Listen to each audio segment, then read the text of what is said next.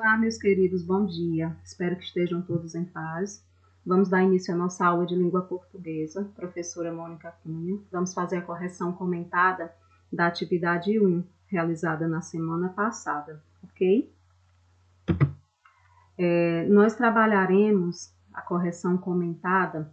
De antemão, eu já vou lançando o gabarito com as respostas corretas. Vocês façam as devidas correções e eu irei ler e comentar cada uma das opções que nos foram fornecidas para que nós possamos tirar todas as dúvidas em relação às opções que não estão corretas e a correta, ok? Então, na questão de número 1, a alternativa certa é o item C. Na questão de número 2, a alternativa correta é o item D. E na questão de número 3, a alternativa correta é o item A. O primeiro texto, intitulado A Invenção das Lentes de Contato,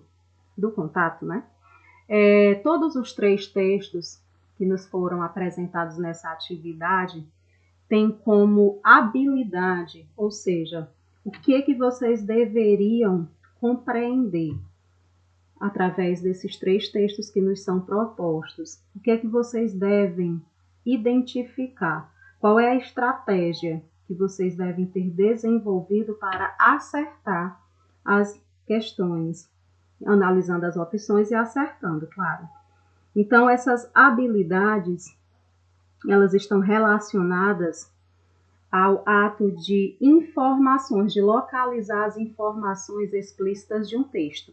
Então, tem aí três textos, onde vocês devem ter desenvolvido essa capacidade, ou seja, essa habilidade de localizar as informações explícitas que estão em um texto. Lembrando que informações explícitas são as informações que estão aparentes, que estão à mostra, que você, com uma certa facilidade, dependendo do seu nível de compreensão, de atenção durante a leitura, você consegue identificar a resposta com mais facilidade, tá ok? Então, meus queridos, a gente vai começar a leitura e as devidas observações. O texto diz assim: as primeiras lentes de contato foram desenvolvidas por meio do uso do vidro e, por conta da rigidez do material, acabava ferindo os olhos de seus usuários. No ano de 1929, o oftalmologista nova-iorquino William Fairbairn desenvolveu uma nova lente por meio de um material criado através da mistura do vidro e do plástico. Apesar do avanço no tipo de material empregado, essas lentes ainda eram bastante rígidas e tinham uma dimensão que causava bastante incômodo aos seus usuários. A partir de então, o aprimoramento do material e do tamanho das lentes permitiu a popularização dos primeiros modelos comerciais. Uma das lentes mais conhecidas dessa época foi criada pelo óptico Kevin Tulloch em 1948. A película gelatinosa só foi inventada no início da década de 1970, quando a empresa Bausch & Lomb concebeu lentes de contato mais confortáveis e maleáveis. Como processo de manutenção e higienização das lentes de contato eram outra chateação para os usuários, vários cientistas começaram a desenvolver um modelo que fosse descartável. Dessa forma, o usuário poderia entregar as lentes de contato somente quando fosse participar de alguma solenidade importante ou tirar uma foto. Mesmo concedendo algumas praticidades, as lentes de contato não conseguiram tomar o lugar dos óculos, principalmente para as pessoas que sofrem com a miopia e o astigmatismo. No Brasil, apenas 1% das pessoas portadoras de problemas oculares fazem uso de lentes de contato. Concluindo a leitura, vocês veem aí a informação de onde foi retirado esse texto. Esse texto nos apresenta curiosidades sobre a invenção das lentes de contato. Então, ele nos traz várias informações aí em relação à invenção, ano e aceitação. Então, são várias informações. Agora, vamos à nossa leitura das questões. A primeira questão é a seguinte: A partir da leitura do texto, é possível afirmar que as lentes de contato. O que é que eu posso afirmar em relação às lentes de contato de acordo com o texto? Item A. Foram desenvolvidas como uma película gelatinosa ainda em 1929. Essa opção ela está incorreta. Por quê? Porque as lentes ainda eram feitas de vidro em 1929. Como consta, logo no início da nossa leitura, nós podemos identificar, logo no primeiro parágrafo. Era só fazer a leitura atenta, ok? O item B. Inicialmente eram feitas de plástico e eram muito desconfortáveis. O item B é uma extensão do item A, que também se torna equivocada, ou seja, está errada, porque também era feita de vidro e não de plástico.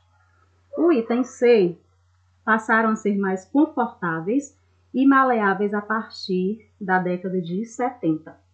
Isso, exatamente. Como nós encontramos no terceiro parágrafo. A película gelatinosa só foi inventada no início da década de 1970. Então está explícita a informação que confirma, que afirma sobre o uso da lente de contato. Então o item correto é o item C. Agora o item D. Substituíram os óculos de forma definitiva nos dias atuais. De forma alguma. Foi relatado no finalzinho, no último parágrafo, que embora haja uma boa aceitação, não conseguiu ainda substituir os óculos. Então, os óculos ainda são, pela totalidade das pessoas, uma grande maioria das pessoas, a opção mais viável e mais confortável. Ok? Vamos agora ao texto 2. O texto 2, ele traz uma informação acerca de algo muito atual, que foi a tragédia que aconteceu em Minas Gerais, noticiada de forma assim, muito dolorosa, né? Porque foi algo que abalou todo o planeta, não só o nosso país. Então é intitulado assim: Brumadinho, maior operação de buscas do país, completa um ano, sem prazo para terminar. Aí nós temos o título da notícia, o título ou manchete, ok?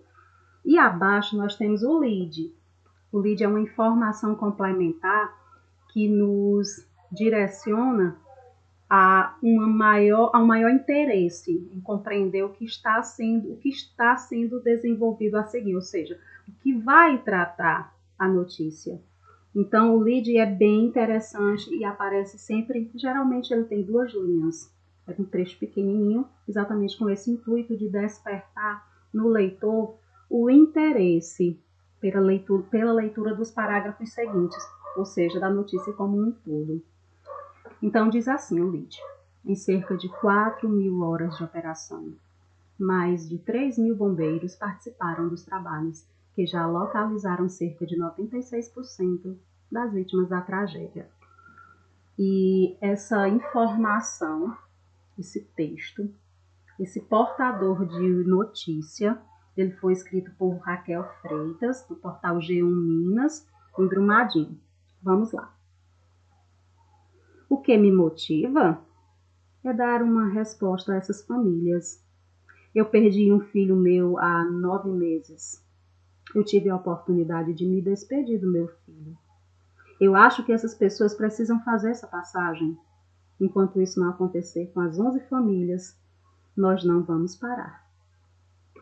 O relato é da cabo Tatiane Aparecida Teixeira, que faz parte do grupo de mais de 3.200 bombeiros que atuaram ao longo do último ano nas buscas da tragédia da Vale, em Brumadinho, Minas Gerais. A barragem da mina do Córrego do Feijão se rompeu no dia 25 de janeiro de 2019, deixando 270 vítimas. Em mais de 4.000 horas de buscas, corpos ou fragmentos de 259 pessoas foram encontrados e identificados, o que corresponde a cerca de 96% das vítimas. Mas o Corpo de Bombeiros garante que a operação de resgate a maior já realizada no país, segue a procura pelos 11 desaparecidos sem prazo para terminar. Nós vamos continuar até encontrar as 11 joias, ou até o momento em que o material que a gente está encontrando não seja mais passível de identificação por parte da Polícia Civil, afirma o comandante-geral do Corpo de Bombeiros, Coronel Edgar Esteves. Em um ano de buscas pelas vítimas, quase 7 milhões de metros quadrados já foram vistoriados. Em média, 130 militares participaram diariamente dos trabalhos, que já passaram por 5 fases. Além da superação no aspecto profissional, cada bombeiro empenhado na operação também teve que lidar com fatores emocionais e psicológicos.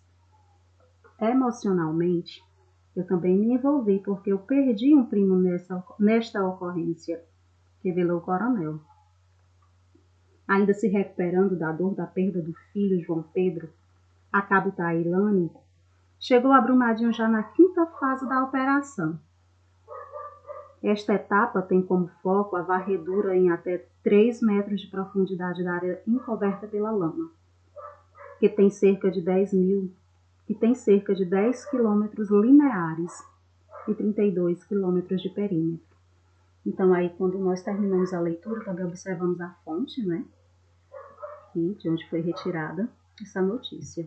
Agora nós vamos para a pergunta, entendendo que o texto traz aí várias informações em relação à tragédia que nos são necessárias para a compreensão do texto como um todo, desse veículo.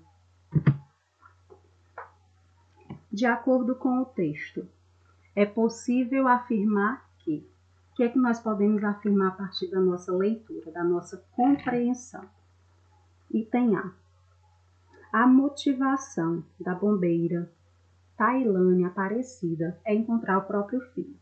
Essa informação ela está incorreta, porque exatamente ela estava com o filho, ela tinha perdido o filho há 9 meses. Então, muito explicitamente, nós conseguimos identificar o erro dessa informação. B. A 5ª fase da operação de resgate busca dar apoio emocional aos bombeiros. Essa informação também não é verdadeira. Ela busca encontrar o restante das vítimas, ou seja, as 11 vítimas que ainda faltam ser encontradas. O item C. Mais de 90% das vítimas da tragédia de Brumadinho seguem desaparecidas. Essa opção também é incorreta, porque já foram encontrados 96% das vítimas. E não 90% precisam ser encontradas. Então, é incorreta.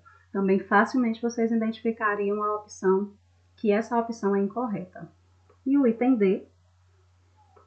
Os bombeiros seguem trabalhando no resgate, sem prazo para terminar. Perfeitamente. Isso foi muito bem colocado. Logo, no título, ou seja, na manchete, traz logo essa informação em primeira mão. Então, vocês tranquilamente conseguiriam identificar a resposta correta, que é o item D.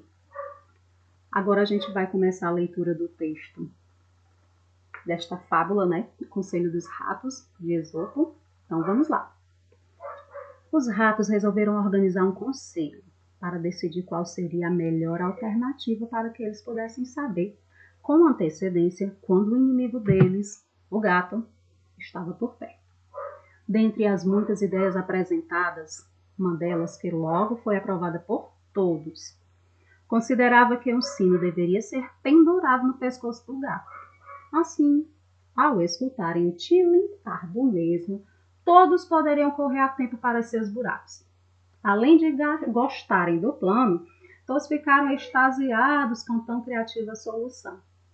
E um velho rato então questionou: meus amigos, percebo que o plano é realmente muito bom, mas quem dentre nós prenderá o sino no pescoço do gato? E nenhum voluntário se fez presente. Também temos aí a fonte, né, de onde foi retirado e o dia do acesso. O vocabulário nos traz o significado da palavra extasiados, que é forte sentimento de alegria. A pergunta é a seguinte: o impedimento para que o plano dos ratos fosse realizado foi a falta de? O que impedia para que o plano fosse executado? A. Alguém para executar o plano? Com certeza. Ninguém se voluntariou, não houve um só deles que quisesse colocar o sino no pescoço do gato. Então, de cara, vocês já deveriam ter marcado ou devem ter marcado o item A. Planejamento da ideia? De forma alguma. Houve sim uma organização das ideias. C. Tempo para executar o plano? Em nenhum momento observou-se aí que não haveria tempo para essa execução.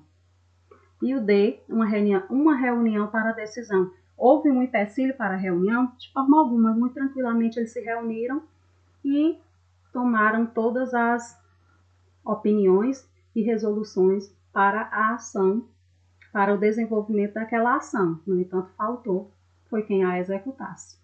Então, meus queridos, dessa forma nós ficamos por aqui. Espero que tenham compreendido. Fiquem todos com Deus e um abraço da tia.